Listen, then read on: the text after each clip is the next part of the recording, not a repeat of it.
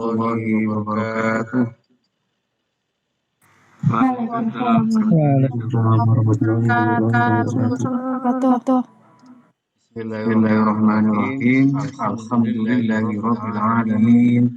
Wa bihi nasta'in ala umuri dunya waddin. Wassalatu wassalamu ala asrofil anbiya'i wal mursalin wa ala alihi wa ashabihi ajma'in, amma ba'd.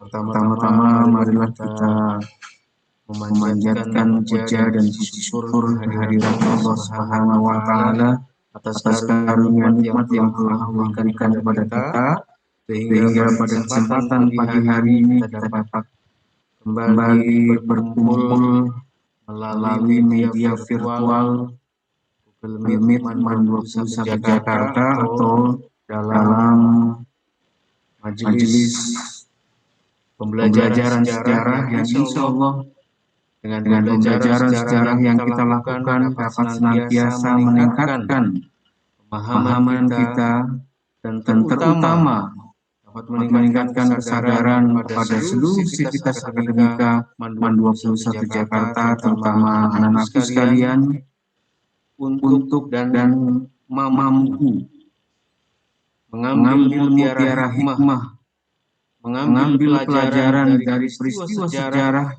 yang dipelajari apapun dan dimanapun. Karena pada prinsipnya pelajaran sejarah adalah bagaimanakah kemudian kita dapat mengambil nilai yang terbaik, nilai yang menginspirasi, yang kemudian menggerakkan kita untuk dapat berbuat yang terbaik, untuk memberikan kontribusi, memberikan karya bagi lingkungan, bagi keluarga, bagi masyarakat, nusa, bangsa, dan juga agama. Itu adalah pesan yang sesungguhnya ingin diberikan dalam proses pembelajaran sejarah. Apapun kenyataan yang kita terima hari ini, apapun keadaan yang kita hadapi, yang kita jalani kali ini dalam situasi pandemi yang sangat luar biasa, yang demikian besar, yang demikian masif, yang menjadikan proses pembelajaran sejarah itu demikian hambat, bukan hanya sejarah karena juga terjadi bagi proses pembelajaran yang lain. Karenanya kita harus tetap dapat mengambil satu pelajaran, mengambil satu ibrah terbaik dari proses yang sedang menimpa atau yang mengalami kita yang mengalami situasi yang demikian luar biasa.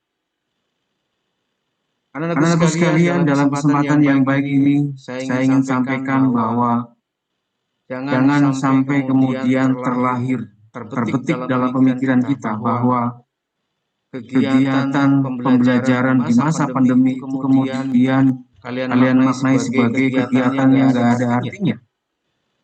Karena sesungguhnya suasana pandemi, situasi pandemi itu sesungguhnya adalah suatu pembelajaran. Kalau kita mau mengambil bahwa semua yang terjadi, semua kegigihan, semua keuletan, semua kesabaran yang kita harus keluarkan di masa pandemi ini adalah satu energi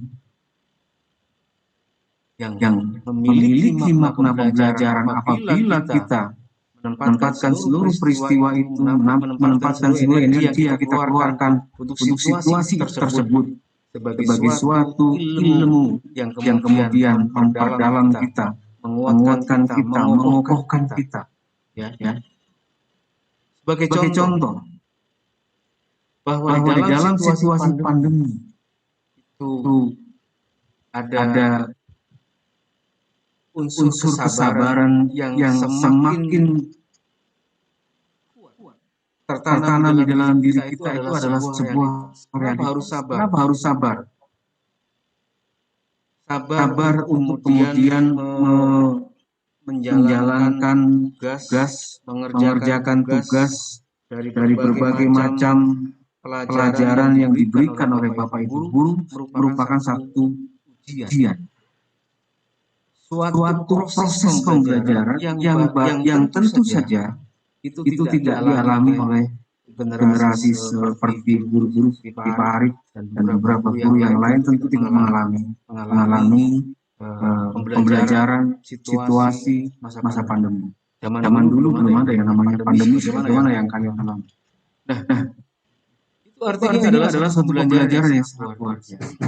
Anak-anak sekalian, pada kesempatan kali sebetulnya Pak Arif ingin sekedar menyapa, ingin sekedar bertanya, ya, bagaimana keadaan seluruh sivitas akademika MAN 21 Jakarta, anak-anakku sekalian dalam proses kegiatan pembelajaran. Mudah-mudahan pembelajaran sejarah meskipun banyak mengalami keterbatasan, ada hambatan-hambatan yang melintang yang ada kita hadapi dalam proses pembelajaran kita. Mudah-mudahan dalam waktu 5 bulan mungkin nggak ada ya, karena mungkin ada waktu yang terpotong. Namun demikian saya berharap bahwa dalam kesempatan kali ini saya sebetulnya ingin memberikan sedikit review dari proses yang sudah kita lalui. Meskipun sangat singkat, namun demikian anak-anakku sekalian, saya berharap kalian bisa mengambil mutiara-mutiara terbaik, ya, pelajaran terbaik. Apapun yang kalian tekuni. Katakanlah misalnya ketika belajar tentang tokoh siapa yang kalian baca secara lebih dalam, dan sebetulnya Pak Arif ingin tanya-tanya karena kemarin juga banyak acara, ada pertemuan, ada rapat segala macam sehingga harus ditinggalkan. Sebagaimana barusan juga masih ada streaming di bawah, tapi kan waktunya mencukupi, artinya hanya sebentar. Nah, namun demikian saya berharap bahwa ketekunan kalian, fokus kalian terhadap materi-materi pembelajaran sebagaimana misalnya tokoh tadi dapat betul-betul kalian cermati sebagai materi pembelajaran yang positif, yang memberikan inspirasi, yang memberikan kekuatan, yang memberikan daya dorong motivasi pada kalian untuk bisa menjadi pribadi yang terbaik. Itu sebetulnya inti dari pembelajaran. Namun demikian secara materi itu harus tetap dipelajari, harus tetap dianalisis. Artinya ketika Anda misalnya belajar tokoh tentang Soekarno, maka kita harus tahu betul siapa itu Soekarno. Maka kita harus memahami betul apa yang dilakukan oleh Soekarno, sehingga kebaikan-kebaikan, sisi positif itu yang kita ambil, bukan sisi negatif. Artinya saya ingin mengatakan bahwa Soekarno bukan berarti orang yang demikian sempurna tanpa kesalahan, kecuali Nabi, kecuali Rasulullah. Terbebas atau terlepas dari kesalahan, apa yang dinamakan dengan istilah maksum. Nah, kalau Soekarno saya ingin mengatakan bahwa bukan berarti Soekarno itu tanpa kesalahan, ada kesalahan. Tapi di dalam pembelajaran sejarah kita ingin mencoba untuk mengambil sisi positif dari Soekarno, apa yang menginspirasi, apa yang hebat dari Soekarno. Katakanlah sampai di level pimpinan itu kan luar biasa. Ya, seseorang bisa menjadi presiden itu luar biasa. Mungkin Soekarno akan kalah dengan Jokowi karena Soekarno itu adalah seorang katakanlah anak pejabat lah, ya. Soekarno anak pejabat kemudian menjadi presiden. Lompatannya tidak terlalu tinggi atau tidak terlalu jauh. Lain halnya dengan misalnya Jokowi, orang biasa kemudian menjadi presiden, loncatannya luar biasa. Ini kan satu pembanding yang ingin saya katakan bahwa kita bisa mengambil pelajaran dari seorang Soekarno, kita bisa belajar dari Jokowi, ya. Siapa yang ngefans sama Jokowi? Pasti ada di sini, ya. Fans sama siapa saja? Tokoh inspirasinya itu siapa saja? Jadi anak-anakku sekalian, kalau kemudian nanti ada soal yang kemudian terkait dengan tokoh-tokoh, ingat baik-baik bahwa di dalam pembelajaran sejarah kita juga belajar tentang tokoh. Kita belajar juga tentang peristiwa. Nah, secara garis besar saya mau sampaikan kisi-kisinya, ya. secara garis besar. Yang pertama adalah pasti tentang kejadian disintegrasi bangsa Indonesia yang itu terjadi tahun 45 sampai dengan tahun 50. Satu, ini sebetulnya kayak materi umum saja saya sampaikan. Tapi yang kemudian kita pertanyakan di dalam WA, tugas-tugas yang diberikan di WA, kemudian tugas-tugas yang juga ada di Classroom itu adalah bagian dari soal-soal yang nanti akan kita berikan di dalam tes ujian akhir semester. Satu, berkaitan dengan disintegrasi. Kalau bicara disintegrasi itu artinya bicara tentang apa?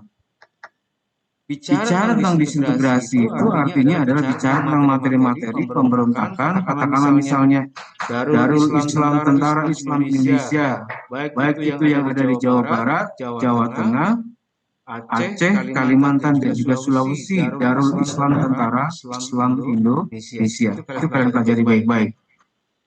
Kemudian ada APRA, Angkatan Perang Ratu Adil. Kemudian ada apa lagi?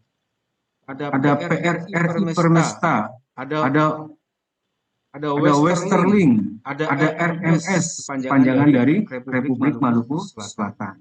Itu materi-materi yang berkaitan dengan proses disintegrasi. Yang kedua, yang berkaitan dengan tema-tema di bab yang kedua itu tokoh nasional. Nah, ketika bicara tentang tokoh nasional itu beberapa sudah disampaikan oleh beberapa teman kamu yang sudah melakukan presentasi, mungkin di kelas yang lain.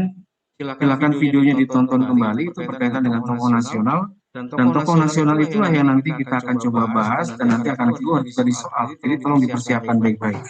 Videonya ditonton, podcastnya ditonton, itu berkaitan dengan tokoh-tokoh. Beberapa kelas yang lain itu sudah tampil di podcast. Cuma di agama ini belum, karena dua kemarin terakhir malah ada gangguan waktu, terganggu, sehingga kita tidak bisa melakukan podcast. Ya. Oke, yang berikutnya adalah demokrasi liberal tahun 50 sampai 59. Itu bab yang kedua.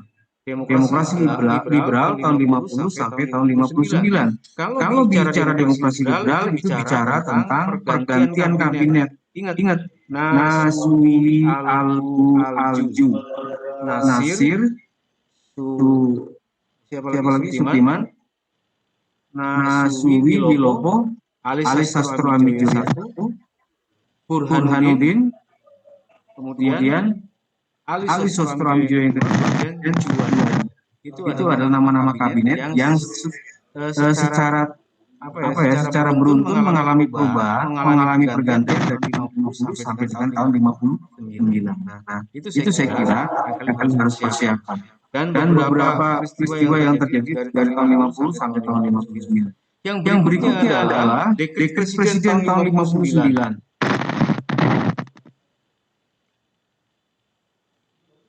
Ya. Jadi nanti dari dekret presiden 59 sampai dengan tahun 65 itu yang dinamakan dengan demokrasi terpimpin. Jadi kalian harus mempersiapkan dengan baik, membaca dengan baik, menekuni, mentelaah dengan baik kejadian-kejadian tahun 59 sampai dengan tahun 65, dan yang terakhir adalah masa Orde Baru tahun 65 sampai dengan tahun 98. Silakan itu dibaca dengan baik-baik materi-materi yang nanti akan kita buatkan soalnya, karena sampai hari ini Pak Ari baru bikin sekitar 10 soal, nanti ada 25 soal. Mungkin ada sifatnya analitis, artinya masuk kategori soal yang kita sebut sebagai soal yang HOTS. Ya, apa itu HOTS? High order thinking skill. Ya, jadi kemampuan berpikirnya itu harus lebih tinggi. Kemampuan kita untuk mengerjakan soalnya itu menuntut cara berpikir yang lebih luas, sehingga kalian harus benar-benar fokus, harus benar-benar memahami soal-soal yang nanti akan diberikan di ujian akhir semester kita. Saya kira itu anak-anakku sekalian, waktunya sudah 8. Mudah-mudahan dan saya berharap betul bahwa kita bisa lebih intensif lagi nanti di dalam pembelajaran, dan kita segera dapat keluar, segera mengakhiri situasi kita pandemi pandemi corona ya, COVID-19 dapat segera selesai dan kita bisa belajar normal sebagaimana biasa. Demikian dari Pak Arif. Mohon maaf. Wallahul muwaffiq ila aqwamit thoriq. Assalamualaikum warahmatullahi wabarakatuh. Waalaikumsalam.